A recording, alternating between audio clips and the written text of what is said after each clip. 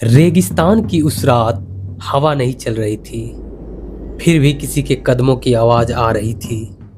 पानी, बस एक बूंद पानी। एक आदमी रेत में आधा धंसा हुआ था।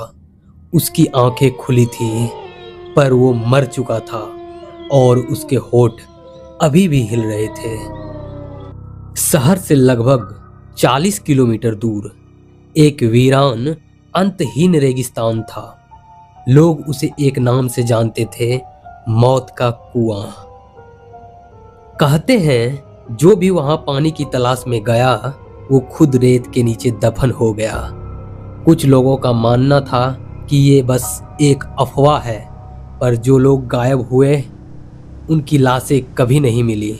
बस रात के सन्नाटे में कभी कभी उनकी फुसफुसाहट सुनाई देती थी। हमें बाहर निकालो, हम जिंदा हैं। कृपाल सिंह एक साधारण ऊंट चालक जो रोज सामान लेकर शहर से गांव तक जाता था।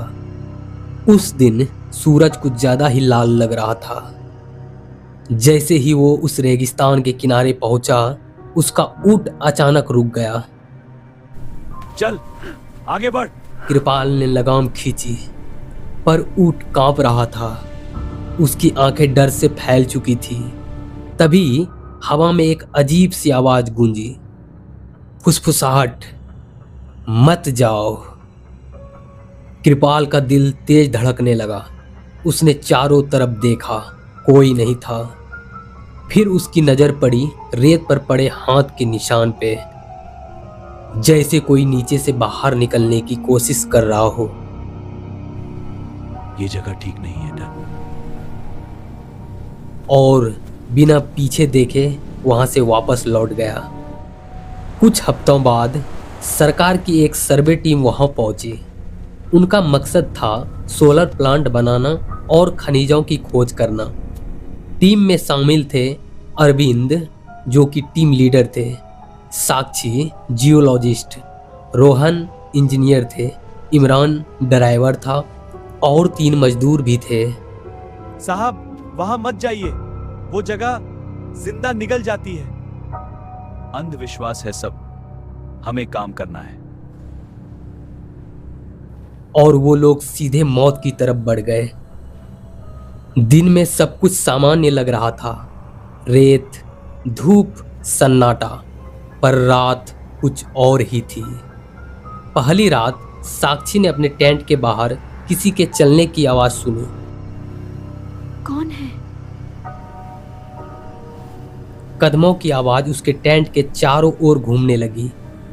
और फिर एक आवाज आई, पानी दे। साक्षी डर के मारे जम गई। अगली सुबह एक मजदूर गायब था।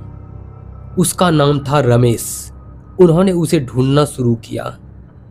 कुछ दूर जाकर उन्हें उसका बैग मिला और फिर रेत में धंसा हुआ उसका हाथ, जैसे वो अभी भी बाहर निकलने की कोशिश कर रहा हो। रोहन ने उसे खींचा, पर जैसे ही हाथ बाहर आया, उसके साथ पूरा शरीर भी खिंच आया और वो आधा सड़ा हुआ था, जैसे वो कई दिनों से मरा हो। पर वो तो कल रात ही गायब हुआ था। अचानक उसकी आंखें खुल गई और उसने फुसफुसाया, भाग जाओ। और फिर उसका शरीर रेत में वापस धंस गया। अब सब डर चुके थे। हमें यहाँ से निकलना चाहिए। हम इतनी दूर आए हैं, अब पीछे नहीं हट सकते। पर रात होते ही हर किसी को कुछ अलग दिखाई देने लगा।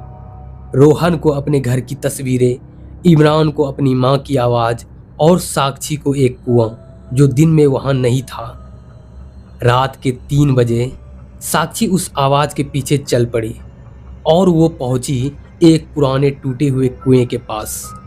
कुएं से ठंडी हवा आ रही थी और अंदर से सैकड़ों आवाजें, हमें बचाओ। साक्षी ने झांका और जो उसने देखा उसकी चीख निकल गई। अंदर लोग जिंदा दफन थे। उनके शरीर रेत में फंसे हुए थे और वो हिल भी नहीं पा रहे थे। अचानक साक्षी को एक दृश्य दिखा। सैकड़ों साल पहले कुछ लोग यहाँ खनिज निकाल रहे थे। उन्होंने एक कुआं खोदा और उसमें कुछ ऐसा मिला जो इंसानी नहीं था। एक काला पत्थर जो जीवित था। लालच में आकर उन्होंने उसे बाहर निकाला, पर वो चीज एक श्राप थी। उसने सबको जिंदा दफन कर दिया और तब से ये रेगिस्तान हर लालची इंसान को निगल रहा है। अब टीम के सिर्फ 3 लोग बचे थे। अचानक रेत हिलने लगी और हजारों हाथ बाहर निकल आए। उन्होंने सबको पकड़ लिया। इमरान चीखते हुए रेत में खिंच गया। रोहन भागने लगा, पर उसके पैर रेत में धंस गए। बचाओ! पर कोई नहीं बचा सकता था। साक्षी आखिरी बची थी। वो कुएं के पास पहुंची और उसने देखा वो काला पत्थर अब भी धड़क रहा था। साक्षी ने पत्थर को तोड़ने की कोशिश की। जैसे ही उसने उसे छुआ, उसके दिमाग में आवाज आई, तुम भी लालची हो, तुम भी यहीं रहोगी। और अचानक साक्षी खुद को रेत के नीचे पाती है। वो जिंदा थी, पर हिल नहीं पा रही थी। ऊपर नई टीम आ रही थी और अब वो भी वही आवाज दोहरा रही थी, पानी, बस एक बूंद पानी। दोस्तों, रेगिस्तान में सूरज उग रहा है, नई गाड़ियां आ रही है और दूर कृपाल सिंह खड़ा है। उसकी आंखों में डर है। वो धीरे से कहता है, मैंने कहा था ये जगह जिंदा निकल जाती है। और हवा में फिर वही फुसफुसाहट गूंजती है, अब तुम्हारी बारी है।